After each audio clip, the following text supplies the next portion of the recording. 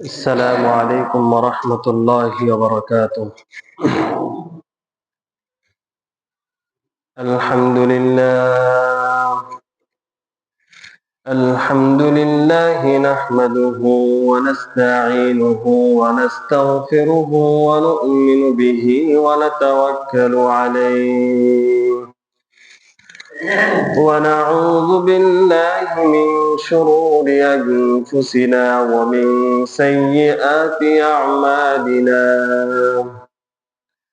من يهده الله فلا مضل له ومن يضلله فلا هادي له ونشهد أن لا إله إلا الله وحده لا شريك له ونشهد أن سيدنا وسندنا وحبيبنا وطبيب قلوبنا ومولانا محمدا عبده ورسوله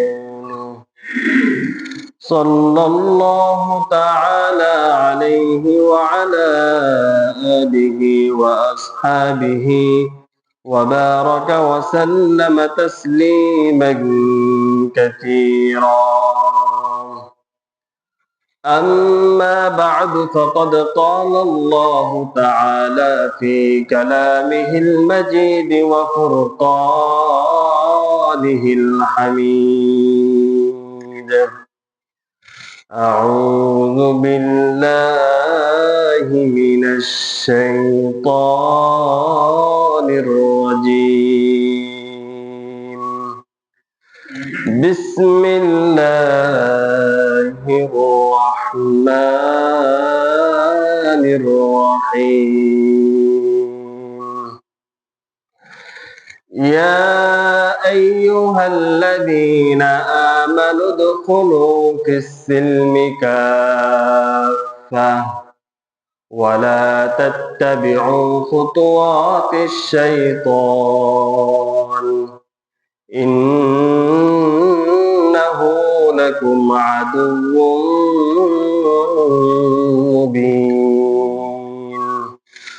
وقال رسول الله صلى الله عليه وسلم: مروا أولادكم بالصلاة وهم أبناء 7 سنين واضربوهم عليها وهم أبناء 10 سنين أو كما قال النبي صلى الله عليه وسلم: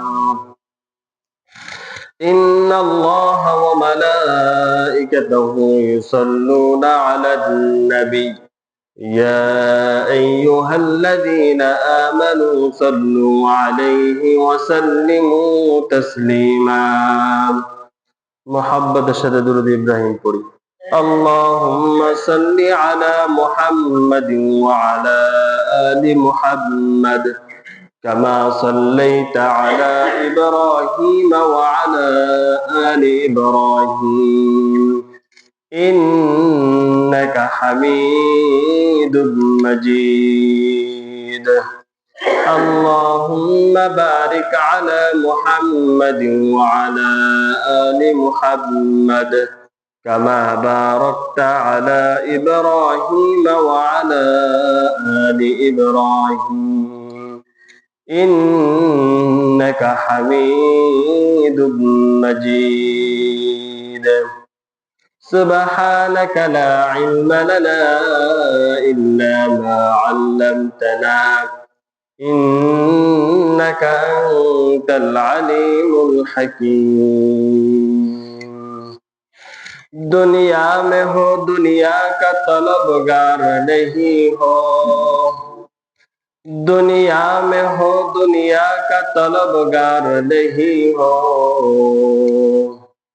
बाजार से गुजरती है खरीदार नहीं हो।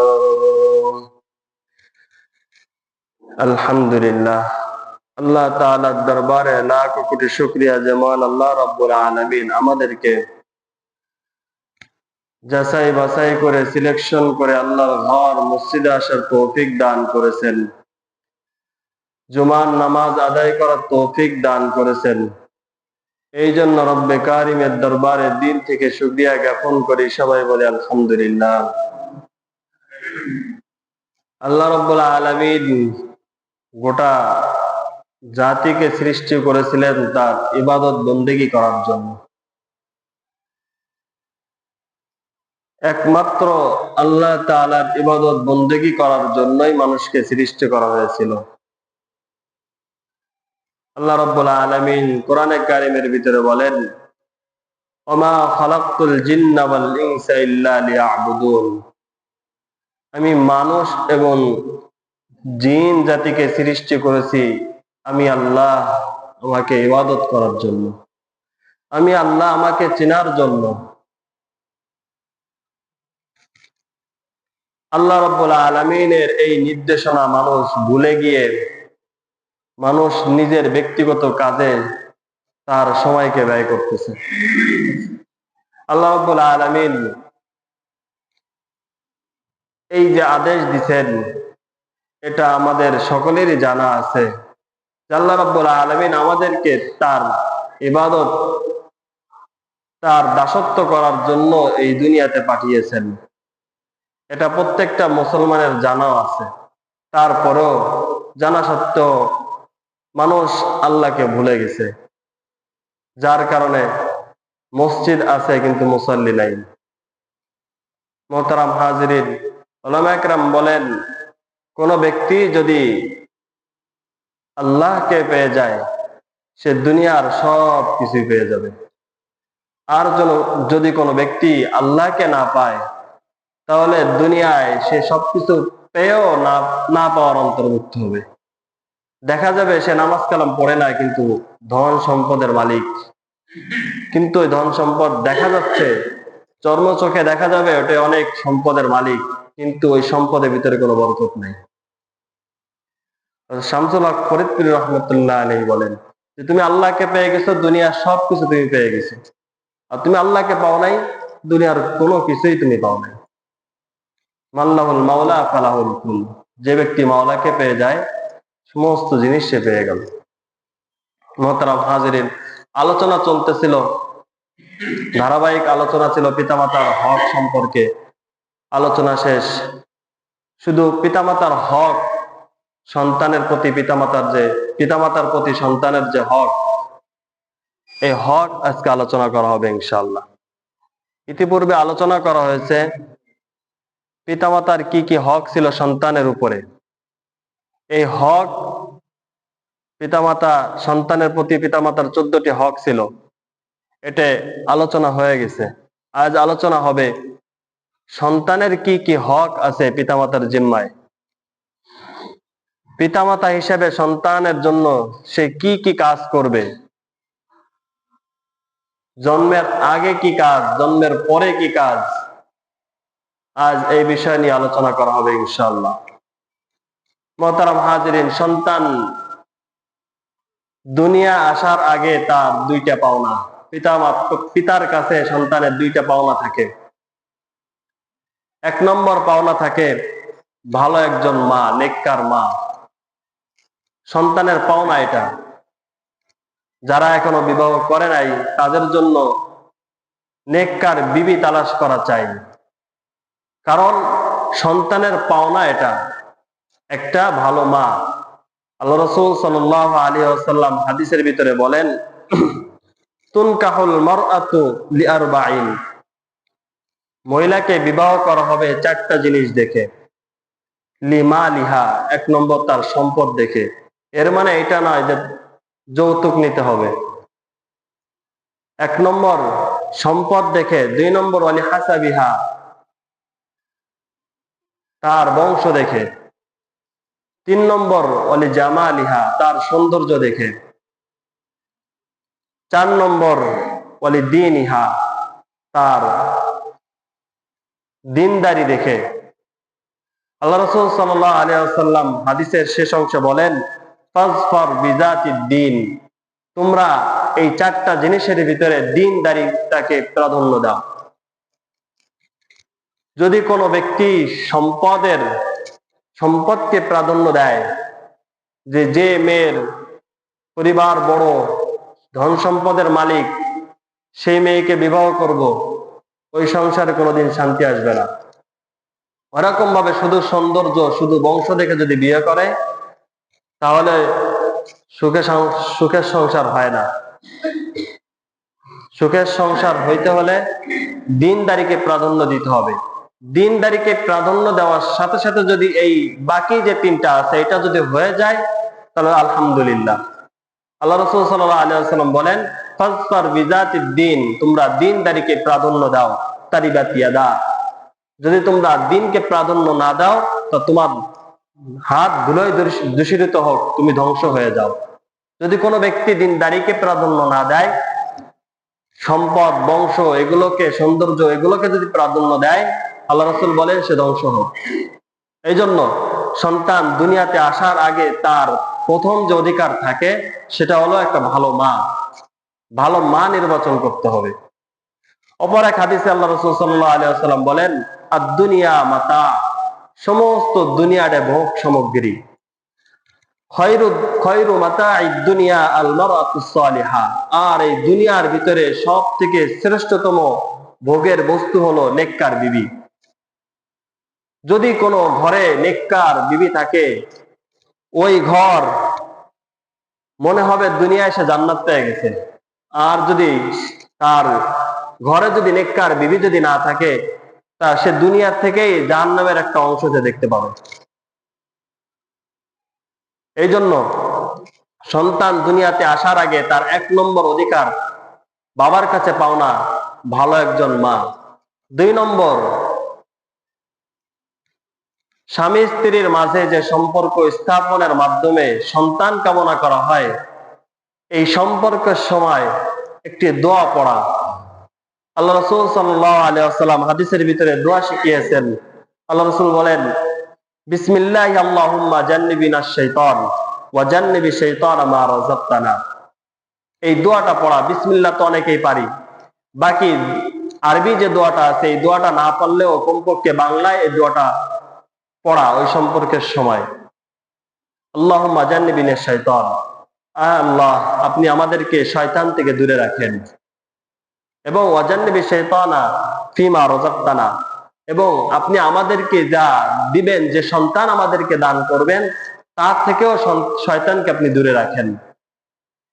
এই পবিত্র সম্পর্ক স্থাপনের সময় এই দোয়া পড়ার পরে যদি আল্লাহ তাআলা সন্তানের ফয়সালা করেন, ফাকুজিয়া বাইনাহুমা ওয়ালাদ, যদি আল্লাহ তাআলা সন্তানের ফয়সালা করে দেন, আল্লাহ রাসূল বলেন, লাম ইয়াদুররুহু শাইতানুন, তাহলে ওই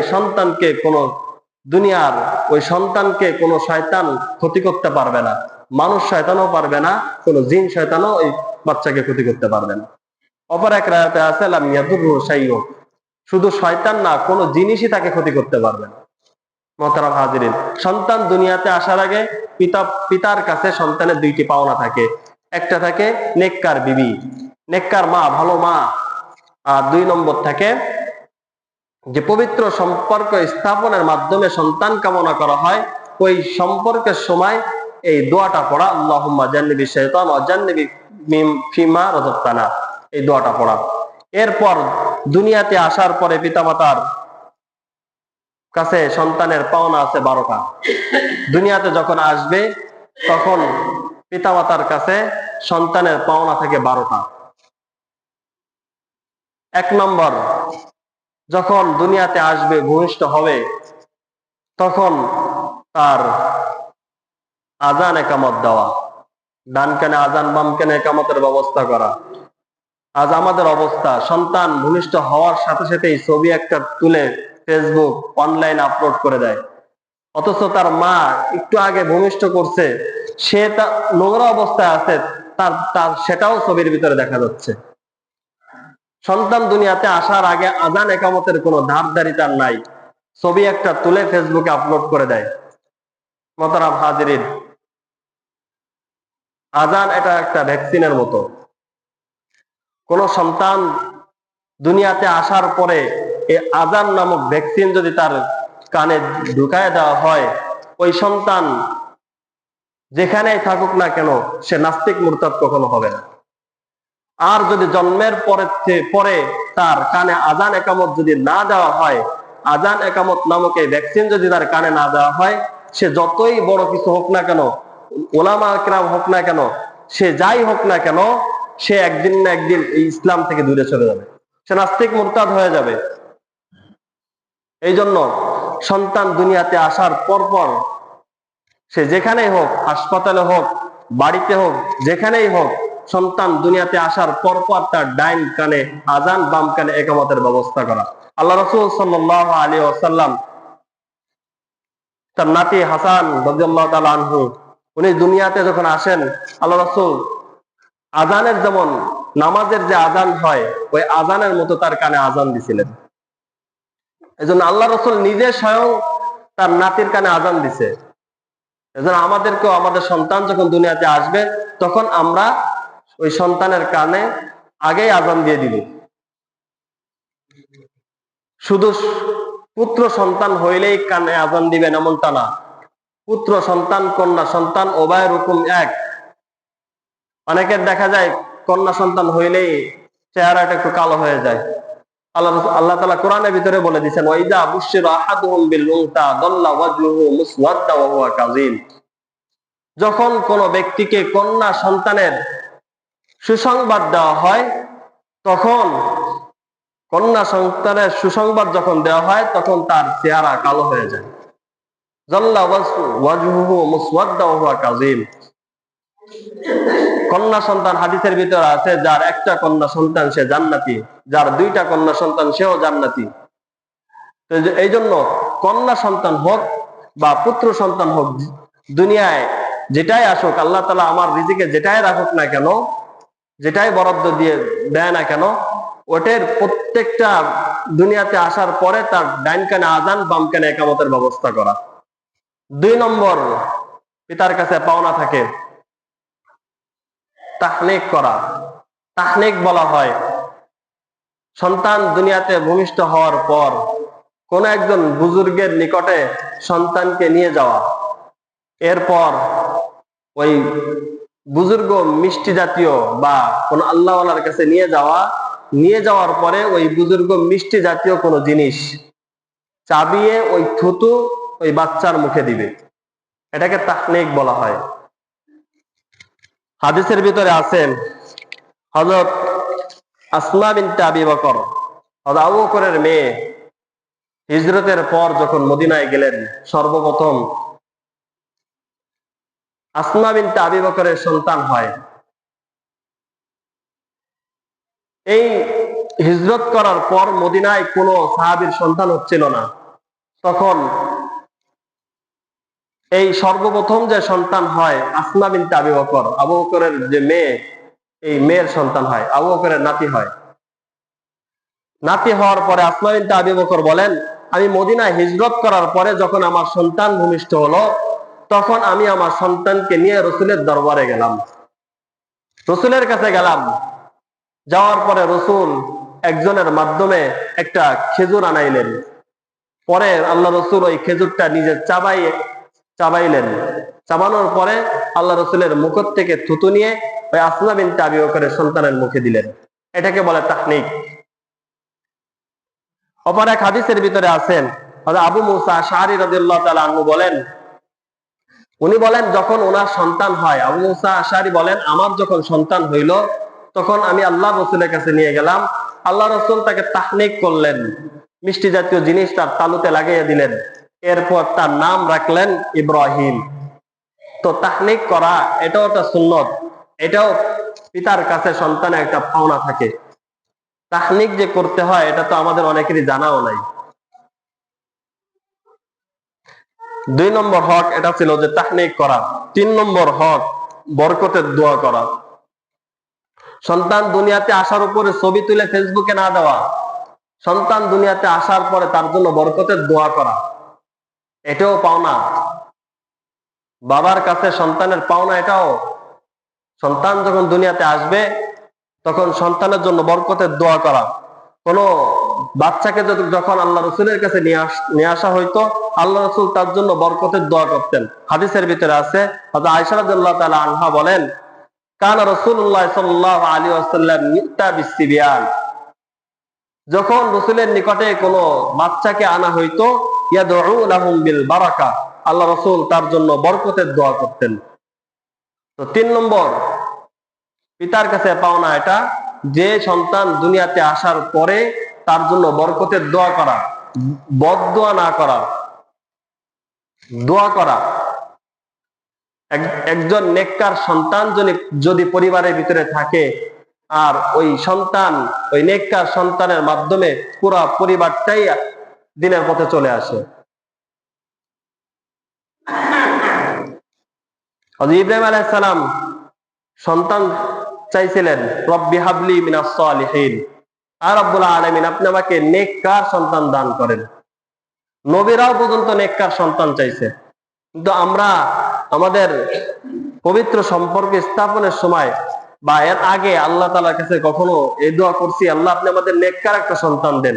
খালি বলি আল্লাহ আমার সন্তানের ব্যবস্থা করে দেন। নেককার সন্তানের দোয়া করতে হবে, কারণ গোটা পরিবারের ভিতরে যদি কোন নামাজি না থাকে, আর ঘটনাক্রমে কোনো একটা সন্তানকে যদি আপনি মাদ্রাসায় পড়ান বা দিনের লাইনে পড়ান, আর সে যদি সঠিকভাবে দিন শিক্ষা করে, দেখবেন ওই একটা সন্তানের ওসিলায় পুরো পরিবার তার কথা শুনতে বাধ্য। এমনও ঘটনা আছে, সন্তানকে মাদ্রাসায় দিছে, বাপ দাড়ি রাখে না, সন্তান বাড়িতে যে বলছে, তোমার মুখে যদি দাড়ি না আসে তো তোমার বাড়ির ভাত আমি খাবো না, বাড়ির থেকে বের হয়ে গেছে, বাপ দেয় বাপের মুখে দাঁড়িয়ে আনা লাগছে। এমন অনেক ঘটনা আছে।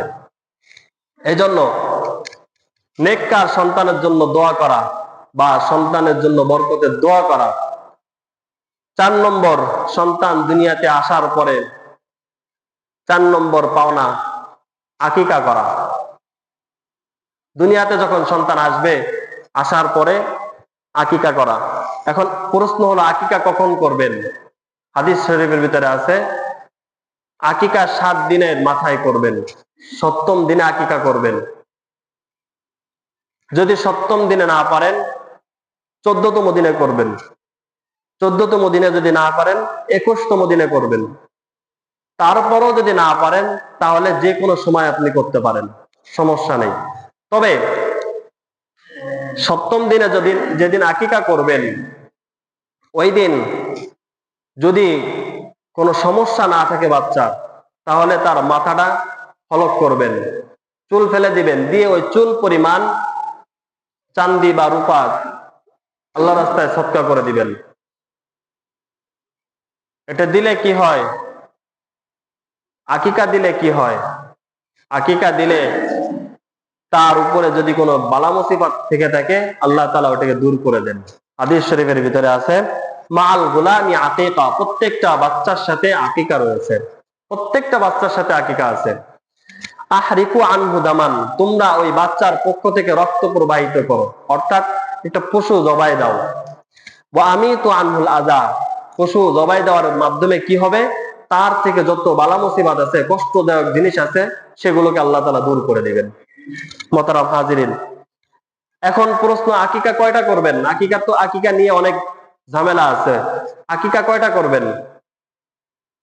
পুত্র সন্তান হইলে 2টা, কন্যা সন্তান হইলে 1টা। এখন যদি কোনো ব্যক্তি পুত্র সন্তান হয়েছে, কিন্তু 2টা পশু দেওয়ার সামর্থ্য তার নাই, একটাতে সামর্থ্য আছে কিন্তু সে লুকায়, দিতে চায় না, দেওয়ার ভয়তে সে বলে আমার সামর্থ্য নাই, কিন্তু সামর্থ্য আছে কি আছে না এটা আল্লাহ তাআলা ভালো জানে। পুত্র সন্তান জন্ম নিচ্ছে, তার এখন সামর্থ্য নাই, সে গরিব অসহায় মানুষ, বলতে একটা 2টার বদলে 1টা দিলেই যথেষ্ট তার জন্য। কিন্তু যার সামর্থ্য আছে সে 2টা দিবে।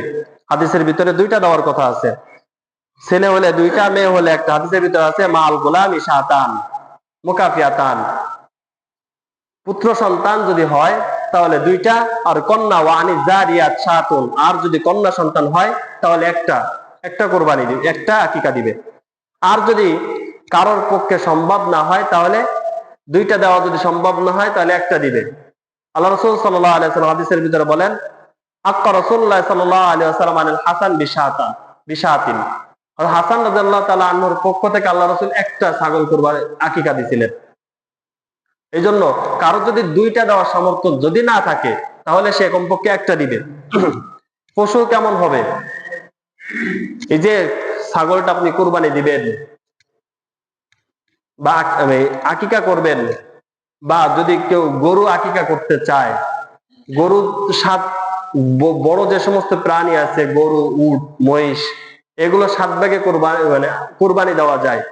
ঠিক ওই 7 ভাগের 1 অংশ আকিকা দেওয়া যায়। বা কেউ যদি চায় আমি পুরো একটা গরু আকিকা করব, সেও করতে পারবে। আর কেউ যদি চায় যে 7 ভাগের 1 ভাগ আমি আকিকা দিব, বাকি 6 ভাগ আমরা কুরবানিতে দিব, সমস্যা নেই, এটাও দিতে পারবে। তো পশু কেমন হবে? নর হবে নাকি মাদি হবে? নরও হইতে পারে, মাদিও হইতে পারে। আল্লাহ রাসূল সাল্লাল্লাহু আলাইহি সাল্লামের কাছে উম্মে কুরস এক মহিলা সাহাবী জিজ্ঞাসা করেছিলেন যে আমি আকিকা করব, আকিকা কোন ধরনের পশু হওয়া চাই? আল্লাহ রাসূল সাল্লাল্লাহু আলাইহি সাল্লাম বলেন, লা ইয়াদুরুকুম যুকরানা কুন্না আও ইনাসা। ওই আকিকার পশু নর হোক বা মাদি হোক, কোনো সমস্যা নেই, কোনো ক্ষতি পৌঁছাবে না। সুতরাং নর হোক বা মাদি হোক, কোন একটা পশু আকিকা দিলেই যথেষ্ট। আকিকার গোস্ত কারা কারা খাইতে পারবে আর কারা খাইতে পারবে না? আকিকার গোস্ত সবাই খাইতে পারবে। এখানে অনেকের ভিতরে অনেক এলাকায় প্রচলন আছে আকিকার গোস্ত সন্তান বা তার মা বাবা খাইতে পারবে না। এটা ভুল। আকিকার গোস্ত সবাই খাইতে পারবে। তো সন্তানের 4 নম্বর হক এটা ছিল যে আকিকা করা, দুনিয়া আসার পরে তার আকিকার ব্যবস্থা করা। স্বয়ং আল্লাহ রাসূল নিজে আকিকা করছেন। 5 নম্বর হক সুন্দর নাম রাখা। সন্তান যখন দুনিয়াতে আসবে, পিতার কাছে পাওনা যে সন্তানের জন্য সুন্দর একটা নাম রাখবে। এমন না হয় সুন্দর একটা নাম রাখছে ঠিকই, নামটা শুধু অলমেট করে ঘরে লাগিয়ে রাখছে, আর ডাক নাম একটা বল্টু, ঝন্টু, জুনু, এরকম একটা নাম লিখে রাখছে। ইতি, কথা, এমন একটা নাম শুধু, এটাতে ডাক নাম, তার বলা হয় এটা ডাক নাম। আর মূল যে একটা ভালো নাম রাখছে, এটা অলমেট করে ঘরের ভিতর রাখছে। এমনটা করা যাবে না। ভালো একটা নাম রাখতে হবে, ওই নামেই তাকে ডাকতে হবে। কিতাবের ভিতরে ঘটনা পাওয়া যায়, আশরাফ আলী থানভী রহমতুল্লাহ আলাইহি উনি লেখেন যে এক পাঠান, সে বড় লোক ছিল, তার চাকর বাকর ছিল। সে একদিন ট্রেনে কোথাও সফর করবে, আর ইন্ডিয়ার ভিতরে যেহেতু ট্রেনগুলো অনেক উন্নত মানের, তো উনি যেহেতু ধনত্ববান ব্যক্তি, বড় লোক, তো উনি নর্মাল যে সিট আছে ও তো বসতে পারে না, বিজনেস ক্লাস বা ফার্স্ট ক্লাসের যে সিট আছে ওতেই বসবে। তো সাথে একটা চাকর নিতে হবে তার লাগেজ বা ব্যাগ ট্যাগ বহন করার জন্য। তো ওই সাথে একটা চাকরও নিছে, সে নিয়ে ওই মালিক ফার্স্ট ক্লাসের টিকিট কাটছে, আর গোলামকে, তার চাকরকে দিছে একেবারে লাস্ট ক্লাসের একটা টিকিট।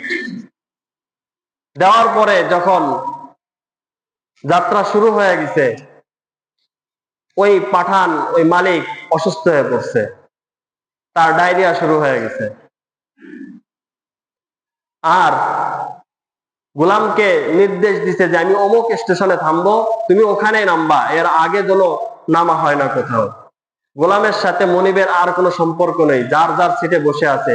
গোলাম অপেক্ষায় আছে যে আমি নির্ধারিত স্টেশনে যে নামবো। এদিকে তার মালিক পাঠান অসুস্থ হয়ে গেছে। গাড়ির যে কর্তৃপক্ষ যারা ছিল, তারা সামনে কোন এক স্টেশনে তাকে নামায় দিছে, যে এত অসুস্থ মানুষ নিয়ে যাওয়া মুশকিল, এখানে নামিয়ে দিই, স্থানীয় লোকজন একে কোনো একটা হাসপাতালে ভর্তি করে চিকিৎসার ব্যবস্থা করবে। তো ওকে সামনে কোন এক স্টেশনে নামাই দিছে, আর গোলাম সে তার নির্ধারিত সিটে বসে আছে, সে অপেক্ষায় আছে তার নির্ধারিত স্টেশনে সে নামবে। আর ওদিকে মালিক আগের থেকে নেমে গেছে, গোলামের সাথে মালিকের আর কোনো যোগাযোগ নাই। মালিক মূর্ছ অবস্থায় প্ল্যাটফর্ম যেটাকে বলে ওখানে পড়ে আছে, সবাই চলে গেছে। আর যে স্টেশনে নামিয়ে দিছিল সেই স্টেশনটা ছিল হিন্দু হিন্দু এলাকা। তো ওখানে এক হিন্দু কুলি ছিল, রেলগাড়ি থেকে মাল নামাইলে ওই মাল বহন করতো সে। তো সবাই যখন চলে গেছে দেখে যে এক ব্যক্তি শুয়ে আছে প্ল্যাটফর্মে, এক পাশে শুয়ে আছে, সবাই চলে গেছে কিন্তু সে তো যায় না, সে অসুস্থ, তার পিছনের রাস্তা মুখের রাস্তা সবই এক হয়ে গেছে, মানে ডায়রিয়া হয়েছে। এখন সে তাকে জিজ্ঞাসা, সে একটু মনে করছে যদি হিন্দু হয় তাহলে ধর্ম হিসাবে তাকে বাঁচানোর দায়িত্ব আমার, আমি তাকে জিজ্ঞাসা করে তার কাছে যাই, সেই হিন্দু না মুসলমান, বুঝার কি উপায় আছে বা বুঝি। সে গেছে, যে দেখে সে কথা বলারও শক্তি নেই। তাকে জিজ্ঞাসা করছে, নাম নাম জিজ্ঞাসা করছে যে তোমার নাম কি। তো বলছে, আস্তে আস্তে বলছে, বুঝতে পারে নাই। পরে ওই হিন্দু কুলি তার কান মুখের কাছে কান নিয়ে গেছে, নিয়ে যাওয়ার পরে জিজ্ঞাসা করছে, পরে বলছে তার নাম আব্দুর রহমান। এখন হিন্দু তো হিন্দু, ও মনে করছে মুসলমান, ও যেহেতু আমার ধর্মের না, আমি ওর সেবা শুশ্রূষা করবো না, ওখানে থাক, চলে গেছে ওর। পরে যে ওই অসুস্থ অবস্থায় সে মারা গেছে ওখানে। এরপর স্থানীয় লোকজন আস্তে আস্তে জমা হয়েছে যে লাওয়ারিশ, কোন মালিকবিহীন একটা লাশ এখানে পড়ে আছে, হিন্দু না মুসলমান চেনারও কোনো উপায় নেই। এখন সে কি করবে? হিন্দুওয়ালারা বলে যে এটাকে আমরা চিতায় নিয়ে যাই, পুড়িয়ে ফেলি। আর মুসলমান কিছু জমা হয়েছে, তারা বলে যে না, এটা প্রত্যেকটা সন্তান যখন দুনিয়ায় আসে তখন সে ইসলামের ফিতরতের উপরে জন্মগ্রহণ করে, সে মুসলমান হিসেবে জন্মগ্রহণ করে প্রত্যেকটা বাচ্চা। পরবর্তীতে তার পিতা মাতা তাকে হিন্দু বানায়, খ্রিস্টান বানায়, বৌদ্ধ বানায়, বিভিন্ন শ্রেণীতে বিভক্ত করে দেয়। তো মুসলমান যারা ছিল তারা বলল, এ তো প্রত্যেকটা সন্তান যেহেতু ইসলামের উপরে জন্মগ্রহণ করে, সেই হিসেবে সে একজন মুসলমান, তাকে আমরা কবর দিব, জানাজা দিব, কবর দিব। কিন্তু হিন্দু মুসলমানের ভিতরে গ্যাঞ্জাম সৃষ্টি হয়ে গেল। তারা চায় চিতায় নিয়ে যাইতে, মুসলমানরা চায় এটাকে কবর দিতে। পরে যখন দেখে যে এক পর্যায়ে গ্যাঞ্জাম অনেক তীব্র হয়ে যাচ্ছে, তখন ওই কুলি অনেক কোত্থেকে জানি আবার উপস্থিত হয়েছে ওখানে।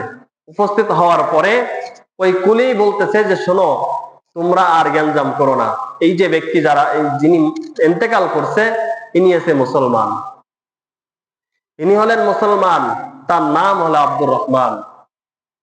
মোহতারাম হাজিরিন, নামের কারণে ওই ব্যক্তিকে মুসলমান যারা ছিল তারা তাকে জানাজা দাফন দেওয়ার ব্যবস্থা করছে। আর আপনি যদি নাম রাখেন কথা, ইকি, ঝন্টু, তাহলে আপনার যদি এরকম ভাবে অনাকাঙ্ক্ষিত কোথাও যদি মৃত্যু হয়ে যায়, তাহলে আপনাকে তারা কিভাবে চিনবে?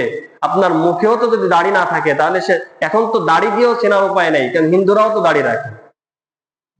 আপনার নামও যদি ওদের সাথে মিল থাকে, আপনার দাড়ি, এখন তো ওরাও দাড়ি রাখে, মিল মিল পাবেন কোথায়? জন্টু নাম রেখে দিলেন, কথা, ইতি, এটা তো হিন্দুরাও নাম রাখে, মুসলমানরাও নাম রাখতেছে এখন, আধুনিক মডেল নাম। আপনার অনাকাঙ্ক্ষিত মৃত্যু চলে আসলো, আপনার এই নাম যদি আপনি বলেন, তো হিন্দুরা বলবে তো আমাদের একজন। আপনি মুসলমানের সন্তান হওয়ার পরও তারা আপনাকে চিতায় নিয়ে পুড়ায় ফেলবে। আল্লাহ রাসূল সাল্লাল্লাহু আলাইহি ওয়াসাল্লাম হাদিসের ভিতরে বলেন, হযরত আব্দুল্লাহ ইবনে আব্বাস আল্লাহ রাসূলকে জিজ্ঞাসা করলেন, ইয়া রাসূলুল্লাহ, ক্বাদ আলিমনা হাক্কাল ওয়ালিদ, আমরা তো পিতামাতার হক সম্পর্কে জানতে পারছি, এখন ফামা হাক্কুল ওয়ালাদ, সন্তানের হক সম্পর্কে আমাদেরকে কিছু বলেন। আল্লাহ রাসূল সাল্লাল্লাহু আলাইহি ওয়াসাল্লাম বলেন, আইয়ুহসিনা ইসমাহু ওয়া ইয়ুহসিনাল আদাব, সন্তানের হক হলো তা সে জন্মগ্রহণ করার পরে, দুনিয়া আসার পরে তার সুন্দর একটা নাম রাখা এবং তার তরবিয়ত শিক্ষা দেওয়া। এজন্য সন্তানের 5 নম্বর হক, পিতামাতার কাছে পাওনা 5 নম্বর যে হক, সেটা হলো সন্তান দুনিয়াতে আসার পরে তার জন্য সুন্দর একটা নাম রাখা। নামেরও অনেক তাসির বা বৈশিষ্ট্য আছে। এই জন্য হাদিসে অনেক ঘটনাও আছে, কোন এক সাহাবীর এরকম অসুস্থতা লেগেই ছিল, পরে নাম পরিবর্তন করে দিছে, ওই আগে যে নামটা ছিল ওই নামের অর্থই ছিল অসুস্থতা, যার কারণে সে অসুস্থতা তার থেকে দূরই হইতো না। পরে আল্লাহ রসুলের কাছে আসছে, আল্লাহ রসুল নাম পরিবর্তন করে দিছে, এরপরে সুস্থ হয়ে গেছে। এই জন্য সুন্দর একটা নাম রাখা, অর্থবহ একটা নাম রাখা, যাতে আল্লাহ তাআলা তার পরবর্তী জিন্দেগিতে বা যারা তাকে ডাকবে, সেও যাতে যখন বড় হবে সেও যাতে বুঝতে পারে যে আমার নাম কত সুন্দর। মোহতারাম হাজিরিন, আরো 7টা হক বাকি রয়ে গেছে, ইনশাল্লাহ আগামী জমা আলোচনা করা হবে। আমরা পিতা হিসেবে যাদের সন্তান আছে দুনিয়াতে, বা এখনো যারা বিবাহ করে নাই, তাদের জন্য করণীয় হলো আমরা আমাদের ভবিষ্যৎকে উজ্জ্বল করার জন্য, ভবিষ্যৎকে কোরআন হাদিস অনুযায়ী গড়ার জন্য যে সমস্ত দিক নির্দেশনা বলা হলো, ওই সমস্ত দিক নির্দেশনা অনুযায়ী আমরা চলার চেষ্টা করবো ইনশাআল্লাহ।